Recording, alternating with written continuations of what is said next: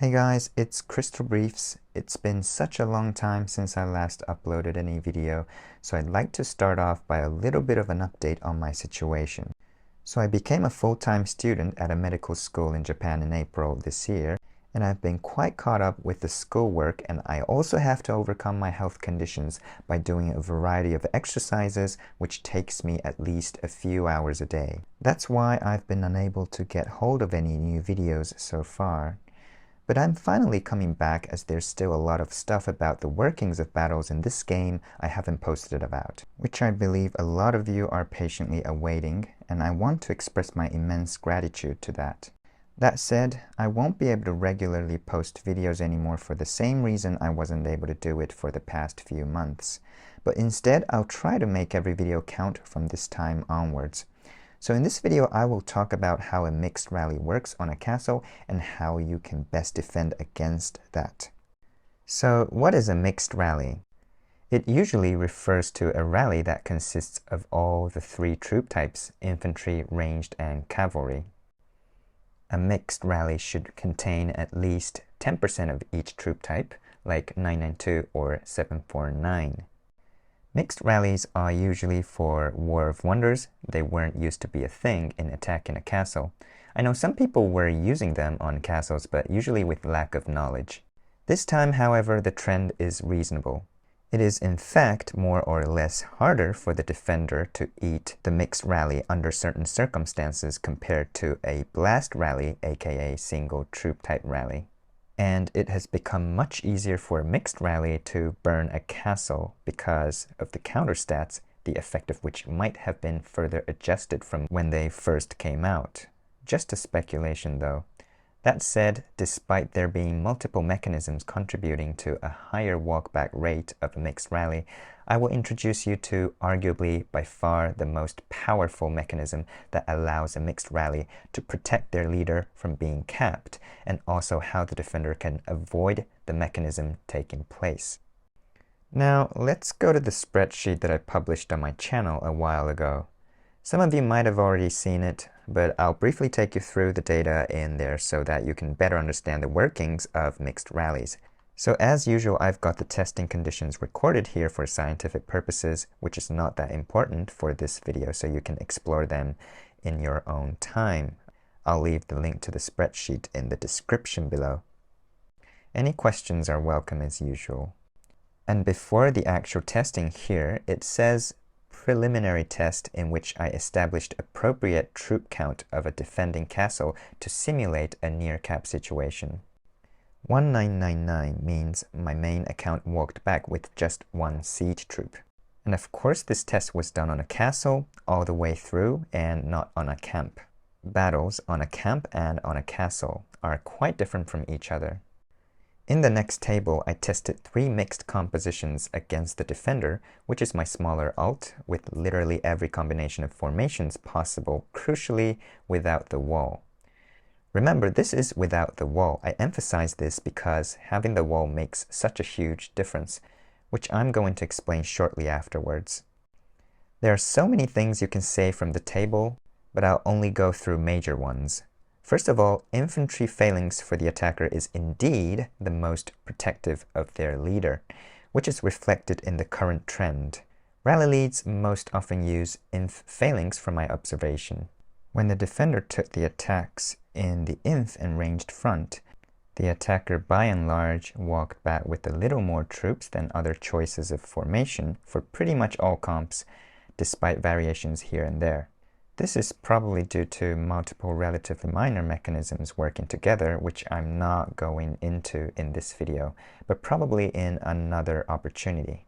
And based on this, if you know rally leads are going to use inf phalanx, you should use ranged phalanx for the best chance to eat the rally when your wall is already broken, because in this test, the defender using ranged phalanx only allowed siege to walk back, while other defending formations allowed more than siege troops to walk back. Another thing from this data, never ever take a mixed rally in a cav front formation. Not only does it allow more than siege walk back, you'll get much more reds in general. Taking a mixed rally in cav front can only be justified if the attacker has much less ranged than 4-4, maybe less than 10%, and your cav HP is the highest among other troop types, which is unlikely for most of you. Or if you want to get rid of some cavs for some reason. Briefly speaking, the primary reason the cav front suffers so much is that the intact ranged in the opponent most of the time sits at the back continuously doing damage to your cav. Only when the attacker uses ranged foul can you defend against mixed rally with cav foul with reasonable reds. So that's it for this situation. Before I move on, however, I have to make clear the differences between mixed rallies in War of Wonders and castle rallies. One is, of course, the physical distance between opposing troops. This surprisingly has huge impact on the results. Second is the presence of the wall. The wall is never involved in War of Wonders. Third is the fact that the retargeting events do not usually occur against the defender, while the defender has to go through retargeting a lot. Usually the defender's frontline only gets touched while the attackers get all the squads destroyed. At least these differences must be taken into account when you do your own pursuits into the results. Enough of digression, let's go to the next table in which I tested some of the scenarios in the previous table with the wall present this time. I couldn't do every combination of formations because you need 1500 gems to put out the fire on the wall after each try, and I was at first shocked to see the results. Cav front formations were still a taboo for these situations, but the defender using ranged phalanx did phenomenally better for the attacker. The attacker saw almost a 20% reduction in their casualties, whereas the defending casualties nearly doubled. Just by having the wall, the result was so much worse for the defender. Immediately, I thought something unusual was going on. If the variations are within a few percent, I'd usually just assume they're because of familiars. Because remember, familiars that target the largest squad could target a different squad from battle to battle. But the variation this large is a red flag. So I watched the battle movie and yes, I discovered a very unique retargeting mechanism that no one has possibly published about online. First, I want you to watch the two battle movies side by side, No Wall on the left and Yes Wall on the right, and try to find what's different about the retargeting.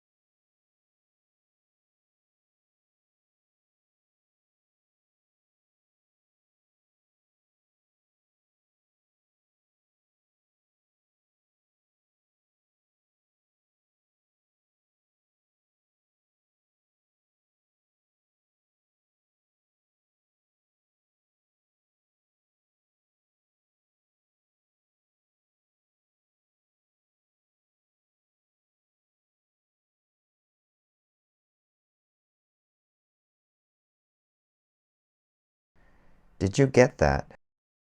So in the battle with the wall already destroyed at the beginning, the retargeting was kinda normal, each defending squad taking responsibility for their directly opposite squad.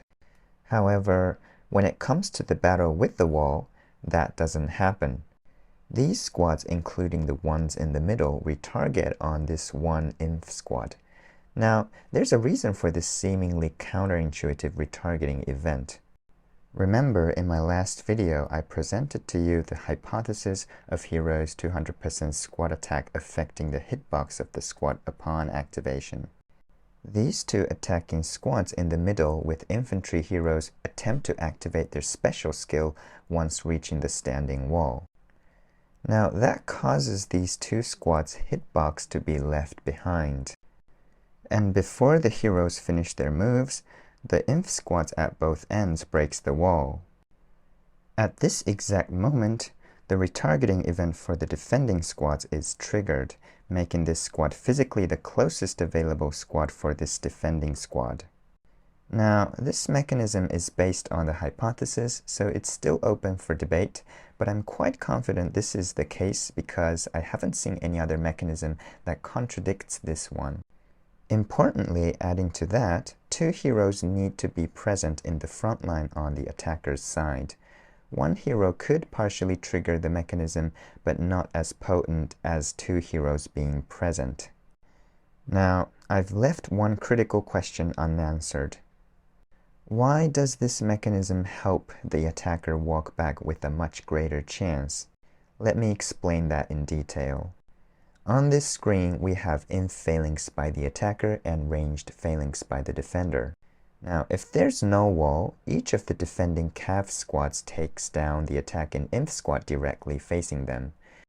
This leads to a swift extermination of the damage source to the defending front line, which is the ranged in this case. Once dealing with the inf, the defender won't suffer any more damage and the reds won't further pile up. That's how we expect to also work when the wall is present. However, as I said, these cav squads retarget on this inf squad at the wall falling. There are several problems with this for the defender.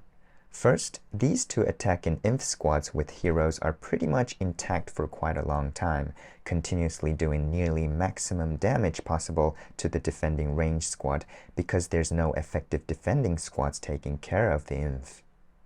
That's one of the reasons why we saw so much increase in the reds on the defending side with the wall. To make the situation even worse, those attacking inf squads won't be touched by the cav until attacking cav squads are taken care of.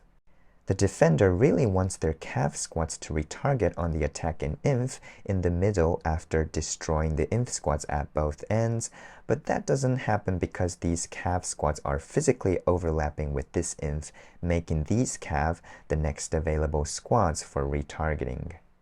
That's already disastrous enough for the defender, but what's even worse, there's only one range squad instead of two responsible for taking down the two attacking cav squads, effectively further delaying the handling of the inf squads that forever keeps molesting the defending ranged squad, which are completely helpless because they're preoccupied with the inf squads in complete vain. And by the time the 40 seconds end, the defender gets so much time wasted and allows the attacker to walk back with a lot more troops than expected. So this is the power of the retargeting sequence altered by the presence of the wall. This mechanism happens with other formations the attacker may choose, except ranged front, but with less drastic effect than this particular situation I just explained to you. With all this in mind, let's go through a visual side-by-side comparison again, but this time with more information available.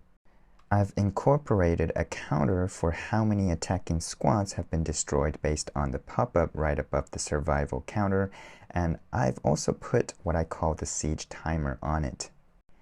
Siege timer is an indicator for time progression in a battle, which I came up with for this video and later videos as well, because counting 40 seconds in a battle movie is quite challenging due to all those interruptions by familiar activation. The animation of familiar activation stops the time progression of the battle entirely, in case you didn't know. I'm pretty sure Siege launches the same number of attacks at regular intervals in every battle unless they're destroyed, so we are going to refer to the time progression by how many times Siege troops have launched an attack as a more tangible measurement of time in the battle. Now, let's watch the battles.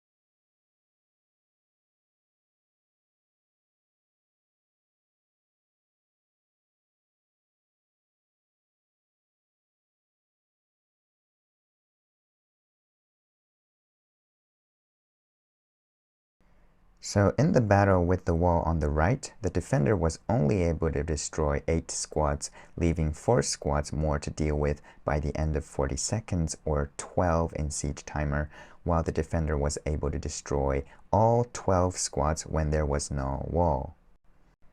The number of squads destroyed itself isn't really meaningful, so I made the survivor count of the attacker against time into a graph to visualize the figures better.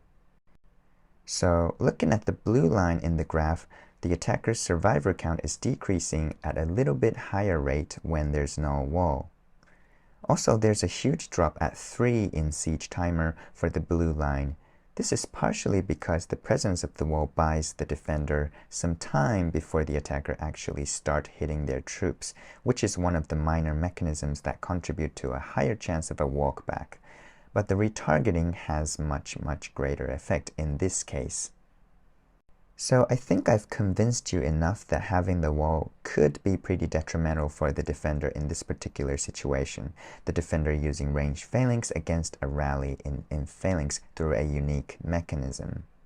So why don't we talk about how to best defend against a mixed rally next? My take on this is first, break your wall if you have the wall still standing. Ask one of your guild members to do it, or do it with the help of your alternative account.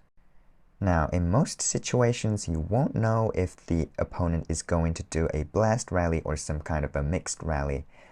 Having the wall in a blast rally situation doesn't have as much effect on the result as a mixed rally situation, so I prefer the idea to just brace your castle for a mixed rally because the likelihood of burning tends to be higher. Then you should wait in ranged phalanx. As you saw from the data, ranged phalanx usually gives you the highest chance of capping a mixed rally. If a mixed rally is heavily carpeted, ranged phalanx is still the best insurance choice. You may still suffer huge loss against an inf blast, but that's somewhat easier to cap, so still not the worst. If the rally is loosely carpeted, you can just check the watchtower and change your formation according to that. If the mixed rally has a lopsided comp like 442 or 992, you can absolutely change your formation to inf phalanx to better reduce your reds, but bear in mind there's less chance of capping the rally. Ranged phalanx has the best chance to cap pretty much any mixed rally when there's no wall based on the data I showed you at the beginning. That's up to your priority, so I suggest you think your priorities through. In contrast, if you can't have your wall broken for some reason, I suggest you wait in ranged wedge for the best chance to cap and for heavily carpeted rally. By coincidence, ranged wedge is the best formation to wait in against any blast rally when you have enough defending troops.